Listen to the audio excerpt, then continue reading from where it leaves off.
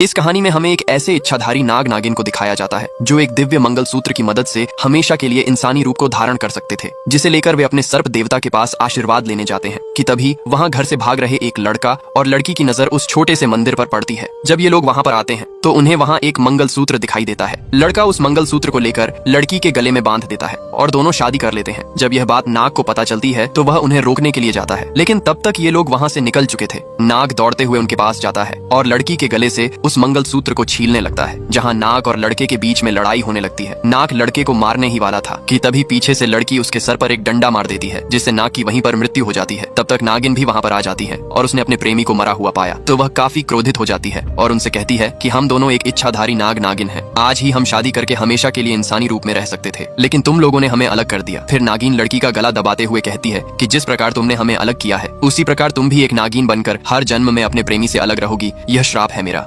ये कहकर नागिन अपने प्राणों को त्याग देती है और उस श्राप के कारण लड़की एक नागिन बन जाती है और हर जन्म में अपने प्रेमी से मिलने का इंतजार करती है। एक बार नागिन रोते हुए पंडित जी के पास आती है और हाथ जोड़कर उनसे अपने पति के बारे में पूछती है। तब पंडित जी अपने दिव्य शक्तियों की मदद से देखते हैं कि इस जन्म में उसके पति की शादी किसी और लड़की के साथ होने जा रही है। यह देखकर पंडित जी उसे कुछ भी नहीं बताते हैं और उससे कहते हैं कि जल्द ही वह तुमसे मिलने के लिए यहाँ आने वाले हैं, लेकिन तब तक तुम अपने गुस्से पर काबू करो, क्योंकि तुम गुस्से में आकर एक नागिन बन जाती हो और किसी न किसी को मार देती हो, जिससे तुम्हारा पाप दिन पर दिन बढ़ता जा रहा है। ऐसा चलता रहा तो तुम कभी भी अपने प्रेमी से नहीं मिल पाओगी। पंडित जी से इतना सुनने के बाद नागिन काफी क्रोधित हो जाती है और वहाँ से उठकर चली जाती है और अपने प्रेमी के ख्यालों में खोए हुए उस दिन को याद करने लगती है कि किस प्रकार दोनों ने शादी की थी। तभी रात होने लगता है और वह एक नागिन में बदलने लगती है, जिसकी वजह से नागिन छुपते छुपाते उस बिल्डिंग से भाग जाती है। इधर हमें नागिन के प्रेमी को दिखाया जाता है जहाँ वह दूसरी लड़की से शादी कर लेता है और अपना हनीमून मनाने के लिए वे एक होटल में आए थे। जब लड़का लड़की को किस करने के लिए जाता है कि तभी उनके सामने नागिन आ जाती है, जिसे देखकर लड़का काफी डर जाता है। फिर नागिन लड़की को काटने के लिए जैसे ही आगे आती है वैसे ही लड़की की आंख खुल जाती है, क्योंकि वह एक सपना देख रही थी। तभी उसका पति भी वहाँ पर आ जाता है। उसके बाद लड़का अपनी पत्नी के साथ एक पंडित के पास जाता है। तब पंडित उन दोनों की कुंडली को देखते हुए बताते हैं कि इस लड़की की कुंडली में काल सर्प योग है, जिसकी वजह से इसकी जान को खतरा है। इसके निवारण के लिए तुम्हें पहाड़ों में बसे एक पंडित के पास जाना होगा, जो तुम्हें इसके निवारण का कोई उपाय बता सकते हैं। उसके बाद यह दोनों उस पंडित के पास जाने के लिए निकल जाते हैं, जहाँ नागिन फिर से पंडित के पास आकर अपने पति के बारे में पूछती है क्या होगा जब नागिन को पता चलेगा उसके प्रेमी की शादी किसी और से हो गई। पीछे हमने देखा कि जब नागिन पंडित से अपने प्रेमी के बारे में पूछती है तो पंडित अपनी दिव्य शक्तियों की मदद से देखकर बताता है कि उसका प्रेमी उसी पंडित से मिलने आ रहा है। पंडित के मुंह से यह बात सुनकर नागिन बहुत ज्यादा खुश हो जाती है। तब पंडित उसे बताते हुए कहता है कि इस जन्म में उसकी शादी किसी और लड़की के साथ हो चुकी है और तुम्हें उसे भूल जाना चाहिए। पंडित से यह बात सुनकर बदले की आग में जल रही नागिन काफी क्रोधित हो जाती है और धीरे धीरे अपनी असली रूप में आते हुए पंडित को अपने चंगुल में जकड़ लेती है। उसके बाद वह पंडित को दूर चट्टान पर उठाकर फेंक देती है, जिससे पंडित की वहीं पर मृत्यु हो जाती है। तभी नागिन को एक गाड़ी का हॉर्न सुनाई दिया, जिसे देखने के लिए जैसे ही वह पीछे मुड़ी तो उसने देखा कि उसका प्रेमी आ रहा है और उसके साथ एक लड़की भी है। यह देखकर नागिन का खून खौल उठा और वह उनका पीछा करने लगी। पीछा करते करते नागिन एक होटल तक आ पहुंची,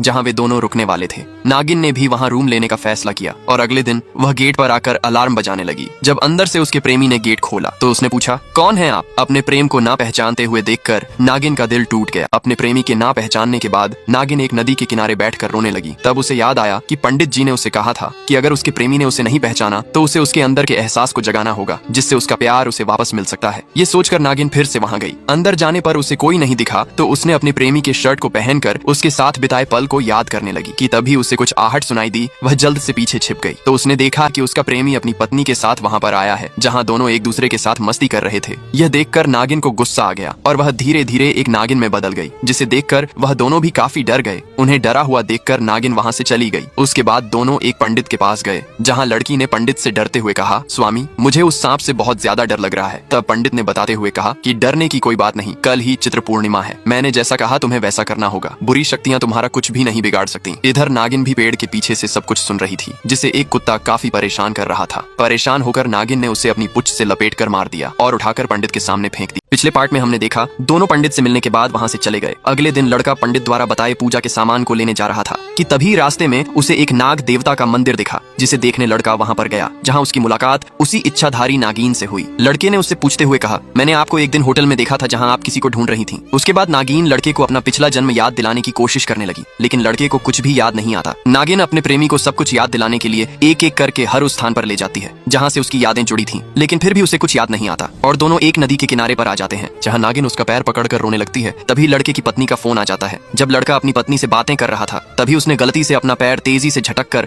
नागिन से छुड़ाने की कोशिश की, जिससे नागिन नीचे झरने में गिर जाती है और पानी में डूबने लगी, जिसे देखकर लड़का उसे बचाने के लिए दौड़ा और उसे बचाकर किनारे पर ले आता है। फिर उसके पेटों को दबाकर उसके अंदर के पानी को निकालने लगता है। फिर भी जब उसे होश नहीं आता तब लड़का उसके मुंह से पानी निकालने की कोशिश करता है। जैसे ही लड़के ने उसके मुंह को छुआ वैसे ही उसे धीरे धीरे सब कुछ याद आने लगा। उसे सब कुछ याद आया देखकर नागिन काफी खुश हो जाती है। इधर लड़के की पत्नी परेशान होकर उसे ढूंढते हुए पंडित जी के पास आती है और उन्हें सारी बातें बताती है। तब पंडित जी अपने दिव्य दृष्टि से देखने लगते हैं जहां उन्हें उस नागिन की सारी सच्चाई पता चल जाती है। उसके बाद पंडित जी कहते हैं कि वह कोई लड़की नहीं बल्कि एक इच्छाधारी नागिन है। उसने तुम्हारे पति को पाने के लिए 25 साल इंतजार किया है और अब एक इच्छाधारी नागिन के जाल में तुम्हारा पति फंस चुका है। थोड़ी ही देर में तुम्हारे पति के साथ उसका मिलन होने वाला है और उस मिलन के बाद तुम्हारा पति भी एक इच्छाधारी नाग में बदल जाएगा। फिर घबराते हुए लड़की पंडित जी से पूछती है, पंडित जी हम यहाँ आपसे इसलिए मिलने आए थे क्योंकि मेरी जान को खतरा था, अब उन्हीं की जान को खतरा है, तो उन्हें बचाने के लिए मैं क्या कर सकती हूँ। उसके बाद पंडित जी बताते हैं कि उन्हें बचाने का सिर्फ एक ही उपाय है। क्या लड़की अपने पति को उस नागिन से बचा पाएगी? देखेंगे नेक्स्ट पार्ट में।